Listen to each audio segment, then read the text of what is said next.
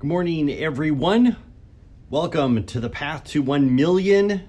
This is episode 104. Boom. Hope you guys are going to have a fantastic Friday today. I know I will. I'm super stoked. Things are going really well. I'm very happy about that. I wanted to chat with you guys about, it was interesting. I was at a restaurant the other day, and there was a couple that was next to me. Oh, hey, Chris, thanks for jumping in today. Thanks for the like.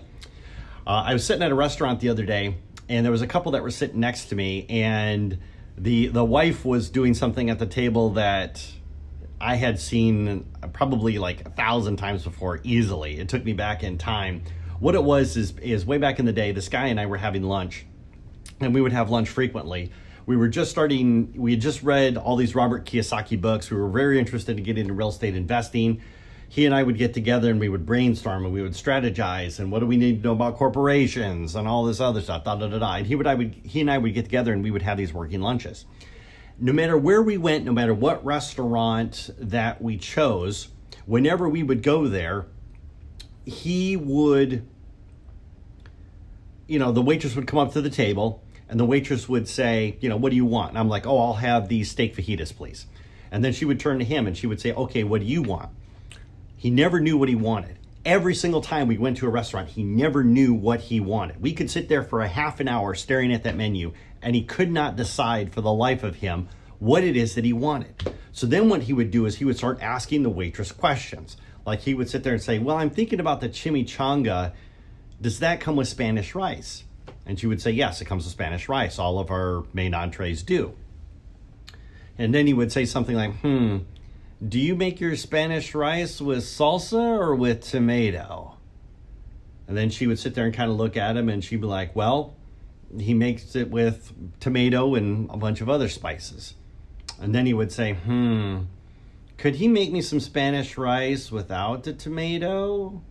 Now, keep in mind, this is like a big box brand, right? It's, like El Torito or some kind of national brand or something like that. So it's not like the chefs are whipping everything up from scratch in the back room. A lot of the stuff that they get is already pre-made.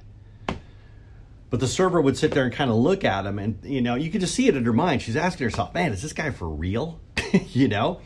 And so she's like, well, I don't know. I can ask if he can, but the stuff is already pre-made. He's like, well, I guess never mind. And then he would proceed to do that with like almost every single item on the menu. He would always ask some kind of question that was completely irrelevant. And we would sit there for the longest time. I am getting irritated because he can't decide. The waitress is irritated because she can't decide. And ultimately, at the end of the day, he would pick a dish and he would eat everything that's on his plate, right? It was like he just could not decide to save his life. And it made me think about that whole decision-making process, right? Why is it that some people don't seem to have a problem making a decision, but yet other people seem to always stumble and fall?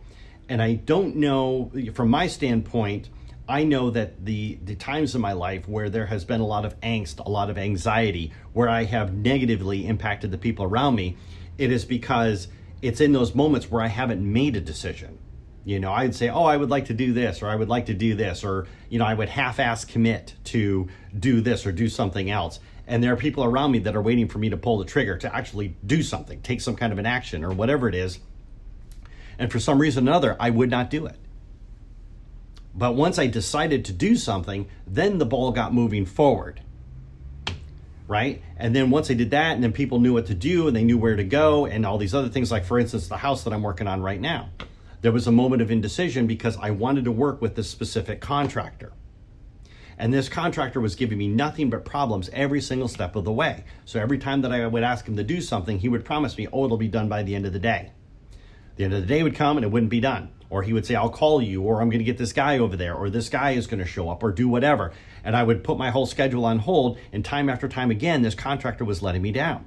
So the decision was, do I let this guy go and work with somebody else, or do I stick with this guy? And I couldn't decide, but even indecision is a decision by itself. Because I couldn't decide whether to let him go or not, he was still under the assumption he was working for me, so I was hoping against hope that he would actually come through with something. And then one day it occurred to me, once again, when he let me down, are the decisions, are the thoughts that I'm having right now, is it going to support my overall goal, my overall objective? And the answer to that question was no. And it was like, okay, well, now that I've answered that question, now what do I have to do to rectify it? Because I have certain goals, certain patterns, certain objectives that I want to achieve. And so when something comes up and I have to make a decision on it, does what I'm about to decide to do, does this particular action support my overall goal, overall vision?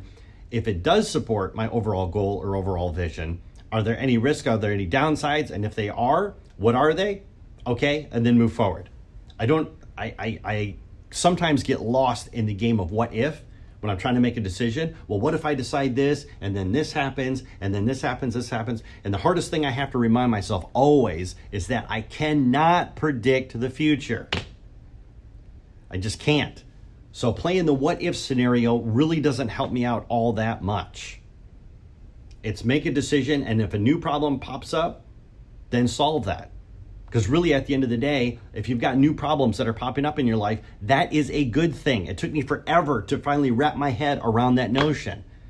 But it did, because if you've got new problems that are popping up in your life, if you're asking yourself new questions and different questions, it means that you're moving forward. If you're facing the same old problems and the same old questions every single day, it's because I'm usually standing still. So I always want to keep my life moving forward. I always want to go in that same trajectory. And finally, with working with this guy that I told you about, Mr. Spanish Rice, that could not make up his mind about anything. He couldn't make up his mind about anything at all. I mean, we're talking not only about the Spanish rice and what to eat, but also at the same point in time, he couldn't make a decision about real estate and how to get started and what was the best way to do and stuff. And there was always obstacles or always problems from him making a decision. Needless to say, he and I didn't hang out for very long after that because I was ready to move forward and he was not. And every single time that I would say, well, I'm going to go do this, and I would start to move forward, and I would start to engage with people, he would always come from almost this thing of fear, like, well, what are you going to do about this? And what are you going to do about? And I told him, point blank, I was like, I don't know. I don't know what I'm going to do about all these things, but I am going to take a step forward. And these other things, I'm just going to have to figure out as I go along. Because I do know this. Napoleon Hill, the author of Think and Grow Rich, probably like the top-selling book of the 20th century. Billions of copies sold, things like that. He actually said something that I thought was ridiculously powerful. He said, opportunity never comes to those who straddle the fence of indecision. So right or wrong, it's better to make a decision and to move forward. At least that's the way it is in my life. Anyways, I thought I would just share that with you guys today. Just some stuff that was rattling around in the back of my head. Thank you all for stopping by. Really do appreciate it. I will catch you guys again tomorrow with another story. I'll see you then.